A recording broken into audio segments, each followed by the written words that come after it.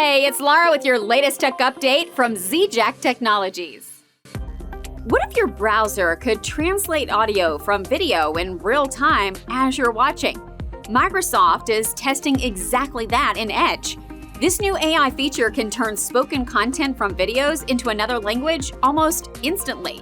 That means training sessions, product demos, and industry updates in other languages could become useful with no subtitles or delays.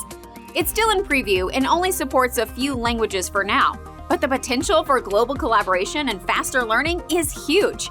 AI is breaking down language barriers right in your browser. Want to explore tools that boost productivity like this? See, get in touch. That's your tech update. More next week.